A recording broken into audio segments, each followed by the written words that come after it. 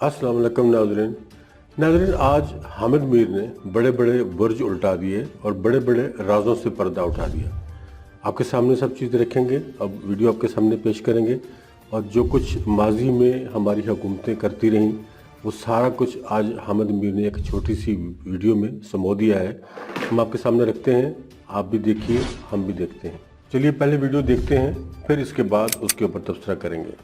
मुस्लिम league नून जो है वो कह रही है कि जो लेवल प्लेइंग फील्ड मांग रहे हैं वो इलेक्शन की तैयारी करें, और ये दरअसल पहले ही इनको पता है कि हमें हार जाना है, इसलिए लेवल प्लेइंग फील्ड की बात कर रहे हैं। तो ये एक बड़ा अहम मसला है, ये लेवल प्लेइंग फील्ड क्यों मांगी जाती है। तो इस मामले का ताल्लुक दरअसल हमारे इलेक्शन के सिस्टम के साथ है, इलेक्शन कमीशन ऑफ पाकिस्तान के साथ है। पाकिस्तान में तकरीबन हर इलेक्शन जो है वो रिग होता है, उसमें धांधली होती है। और क्यों होती है कि पाकिस्तान में कानून की और आइन की बालादस्ती नहीं है। तो इसको कैसे रोका जा सकता है, ये लेवल प्लेइंग फील्ड जो है ये सबको कैसे मिल सकती है, ये एक बड़ा अहम सवाल है। तो इसका जवाब जो है वो सुप्रीम कोर्ट ऑफ पाकिस्तान एक दफा नहीं 2-3 दफा दे चुकी है, जिसमें यह कहा गया है कि इलेक्शन में धांधली को रोकने के लिए सियासत में जो इंटेलिजेंस एजेंसीज हैं उनका किरदार खत्म किया जाए। आज तहरीक इंसाफ मजलूम है और मुस्लिम लीग नून जालिम है, और इसकी वजह क्या है, सुप्रीम कोर्ट के फैसले पे अमल दरामद नहीं हुआ। मेरे पास मौजूद है ये जजमेंट जो है, ये डिटेल जजमेंट ऑन असर Khan case in the supreme court of Pakistan, और मैं जो भी बातें आपके सामने अभी करूंगा वो सारी की सारी इस जजमेंट में लिखी हुई है। लेकिन मैं आपको पहले इसकी थोड़ी सी बैकग्राउंड बता दूं। ये जो जजमेंट है जी सुप्रीम कोर्ट की, ये 1990 का जो इलेक्शन था, ये उसमें रिगिंग के बारे में ये जजमेंट है। अब जो 1990 का इलेक्शन था ये कैसे हुआ था, 6 अगस्त 1990 को उस वक्त के जो प्रेसिडेंट थे गुलाम इसाक खान, उन्होंने बेनजीर भुट्टो साहब उस वक्त प्राइम मिनिस्टर थी, उनकी हुकूमत को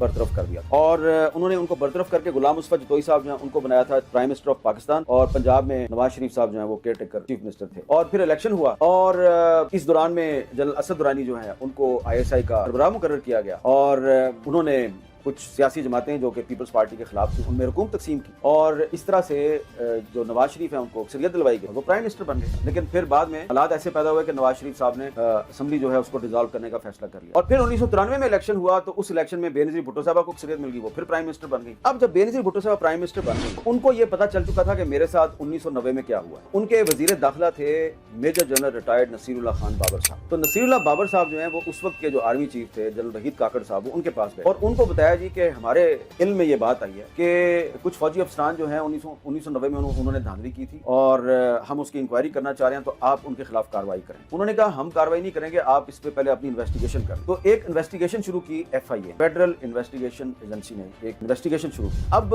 वो जो असद दुरानी साहब थे जिन्होंने 1990 में बतौर DG ISI बेनजीर भुट्टो की जो पार्टी है उसको आइसोलेट करने के लिए, उसको हराने के लिए सियासतदानों में पैसे बांटे थे, धांधली कराई थी, तो वो रिटायर हो चुके थे। पीपल्स पार्टी ने क्या किया कि पीपल्स पार्टी ने उनको जर्मनी में एम्बेसडर लगा दिया, और उसके बाद जो FIA है उसने असद दुरानी साहब से कहा कि जनाब ये आपने तो 1990 में धांधली की थी, हम इसकी इंक्वायरी कर रहे हैं, और हमने आर्मी चीफ जनरल वहीद काकड़ से भी पूछ लिया, तो जरा अपना एक स्टेटमेंट दें। अब क्योंकि वो एम्बेसडर बने हुए थे जर्मनी में, उन्होंने नौकरी बचानी थी, तो उन्होंने जनाब एक हल्फिया बयान लिख के दे दिया जनरल नसीरुल्लाह बाबर को, और उसमें उन्होंने लिख दिया कि बतौर DG ISI मैंने 1990 के इलेक्शन में किन किन सियासतदानों को डोनेशन दी, यानी कि जो रकम दी गई वो डोनेशन के नाम पे। और उसके बाद जो नसीरुल्लाह बाबर साहब हैं उन्होंने फ्लोर ऑफ द हाउस पे, कौमी असेंबली के जो फ्लोर ऑफ द हाउस पे उन्होंने एक तकरीर कर दी और कहा जी ये देखिए मेरे पास एफिडेविट है असद दुरानी का, और उसने बताया है कि जी 1990 के इलेक्शन में धांधली हुई थी। अब ये जो तकरीर थी कौमी असेंबली में ये नसीरुल्लाह बाबर साहब ने की 1996 में, जब उनको पता चला कि अब दोबारा हमारी हुकूमत जो है उसके खिलाफ कॉन्स्पिरेसी शुरू हो चुकी है और हमें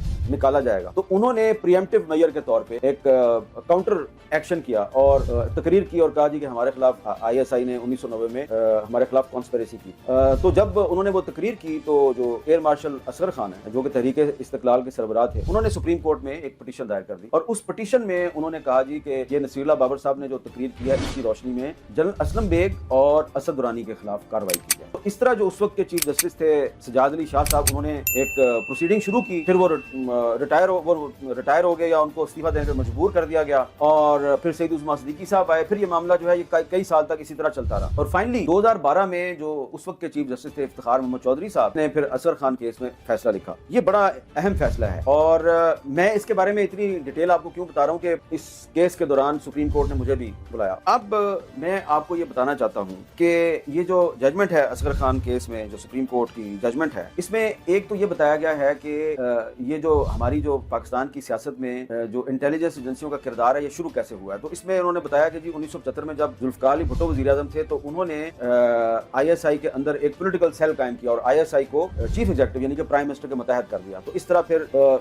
ISI का सियासी इस्तेमाल शुरू हुआ क्योंकि वो प्राइम मिनिस्टर का जवाबदेह था। लेकिन बाद में साफ नजर आता है कि ये जो ISI है ये समटाइम्स प्राइम मिनिस्टर की मर्जी के बगैर भी बहुत कुछ करती रही है। असद दुरानी साहब ने जो हल्फिया बयान दिया वो एक दफा नहीं दिया, उन्होंने वो हल्फिया बयान 2-3 दफा दिया और फिर 2012 में उन्होंने जब सुप्रीम कोर्ट के सामने पेश हुए तो मजीद बहुत कुछ बताया। अब जरा देखें जो इस जजमेंट में क्या क्या लिखा हुआ है। ये जो मैं भी बता रहा हूँ आपको इस जजमेंट में, मीर अफजल खान जी एक चीफ मिनिस्टर होते थे KPK के, तो उनको असद दुरानी साहब ने अपने कुछ अफसरों के जरिए 1 करोड़ रुपया दिया। नवाज शरीफ साहब को 1990 में 25 लाख रुपया दिया और फिर बाद में बताया गया कि 1993 में भी उनको पैसे दिए गए और वो 35 लाख थे। एक जनरल रफाकत साहब होते थे, उनके जरिए मीडिया में पैसे तकसीम किए गए 56 लाख रुपए। 1990 के इलेक्शन में IGI को सपोर्ट करने के लिए 56 लाख रुपए जनरल रफाकत के जरिए सहाफियों में तकसीम किए गए, मीडिया हाउसेस में तकसीम किए गए। तो मेरे पास एक लंबी लिस्ट है और ये असगर खान केस जो है सुप्रीम कोर्ट की जजमेंट में ये सारी चीजें लिखी हुई हैं। इस जजमेंट की अहमियत ये है कि इस जजमेंट में सुप्रीम कोर्ट के जो जज साहबान हैं उन्होंने बहुत ही इसमें डिटेल्ड बहस किया कि सियासत में फौज कैसे मुदाखलत करती है और पार्लिमानी जमहूरियत जो है ये पाकिस्तान में क्यों कमजोर हुई है, प्रेसिडेंट ऑफ पाकिस्तान का क्या किरदार होना चाहिए। अच्छा, आगे चल के सुप्रीम कोर्ट जो है उसने कहा है जी कि ISI और MI may perform their duties as per the laws to safeguard the borders of Pakistan or to provide civil aid to the federal government, but such organizations have no role to play in the political activities, politics, formulation of or destabilization of political governments, nor can they facilitate or show favor to a political party or group of politicians individually in any manner which may lead in his or their success. The armed forces have always sacrificed their lives for the country to defend any external or internal aggression, for which it being an institution is deeply respected by the nation. ये कहने के बाद उन्होंने कहा the armed forces in charge of their functions seek intelligence and support from ISI MI and on account of security threats to the country on its frontiers or to control internal situations in aid of civil power when called upon to do so. However, ISI, MI or any other agency like IB have no role to play in political affairs of the country, such as formation or destabilization of government or interfere in the holding of honest, free and fair elections by the Election Commission of Pakistan. And if involved, they are liable to be dealt with under the constitution and the law. और आगे जाके फिर उन्होंने कहा जी हुकूमत से कि आप असलम बेग साहब और असद दुरानी साहब जो फौज से रिटायर हो चुके हैं इनके खिलाफ कार्रवाई करें और वो सियासतदान जिन्होंने ISI से पैसे लिए उनके खिलाफ भी आप कार्रवाई करें। लेकिन ये जो जजमेंट थी सुप्रीम कोर्ट की इस पे अमल दरामद ना हुआ तो सियासत में जो सिक्योरिटी एजेंसीज या इंटेलिजेंस एजेंसीज है इनका किरदार खत्म हो जाएगा और फिर किसी इलेक्शन से पहले कोई पॉलिटिकल पार्टी जो है वो लेवल प्लेइंग फील्ड नहीं मांगेगी और फिर अगर कोई जज जो है वो इस तरह की कोई जजमेंट लिखेगा तो उसके खिलाफ कोई रेफरेंस भी फाइल नहीं होगा और उसको जलील और रुस्वा करने की कोशिश भी नहीं की जाएगी। तो ये एक बहुत बड़ा चैलेंज है मौजूदा चीफ जस्टिस काजी फाजिल साहब के लिए कि फैजाबाद धरना केस की जजमेंट जो उन्होंने खुद लिखी थी 2019 में उस पर अमल दरामद नहीं हुआ तो उस पर अगर वो अमल दरामद करवा दें तो जो अगला इलेक्शन है जो इलेक्शन कमीशन ऑफ पाकिस्तान कहता है कि 8 फरवरी 2024 को होगा तो वो फेयर एंड फ्री हो सकता है। तो नाज़रीन, आपने गुफ्तगू सुनी हामिद मीर की जो बहुत बड़े बड़े इंकशाफात कर रहे थे आपके सामने, आपने वो सुने। अब अगर पिछली हुकूमतों पर नज़र दौड़ाई जाए जब से ये 89 से ये काम शुरू हुआ था, जनरल ज़ियाउल हक के जाने के बाद जब ये काम शुरू हुआ था ये 2 पार्टियां मैदान में आई थीं, एक की बारी लग गई, फिर दूसरी की बारी, फिर पहले की बारी, फिर दूसरी की बारी। इस दौरान क्या कुछ होता रहा मुल्क के अंदर और आवाम के साथ क्या कुछ होता रहा वो आपके भी सामने है और सारी दुनिया के सामने है। पूरी दुनिया का मीडिया आजकल तो कवर करता है हर चीज़ को और ये सारी चीज़ें आप भी देख रहे हैं, हम भी देख रहे हैं और ये इस तरह से जर्नैलों के साथ मिलकर ये सारे काम किए गए और जर्नैलों ने मिलकर भी ये सारे काम किए। अब एक सवाल पूछता हूँ कि हमारे हमसाया मुल्क इंडिया में वहाँ भी एक बड़ी फ़ौज मौजूद है, हमारी फ़ौज से कई गुना बड़ी फ़ौज मौजूद है।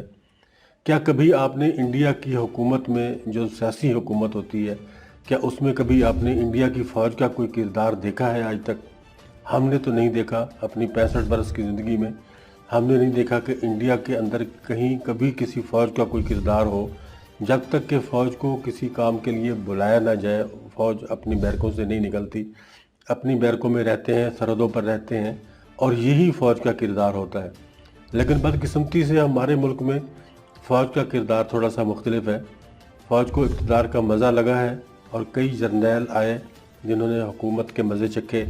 अयूब खान से लेकर और परवेज़ मुशर्रफ तक सब ने अपना अपना हिस्सा वसूल किया, और वो अवाम का जो हाल है इस वक्त वो इसी वजह से है।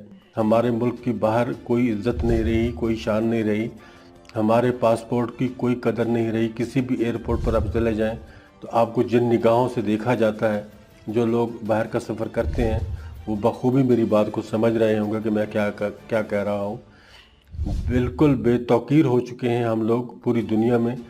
और जो हमारे मज़दूर तबका जो लोग बाहर काम करते हैं, मज़दूरियाँ करते हैं, मिडिल ईस्ट में काम करते हैं या यूरोप कनाडा वगैरह में काम करते हैं, उनके साथ भी जो सलूक वहाँ किया जाता है, जो सलूक वहाँ होता है, वो लोग अब बखूबी आपको बता सकते हैं।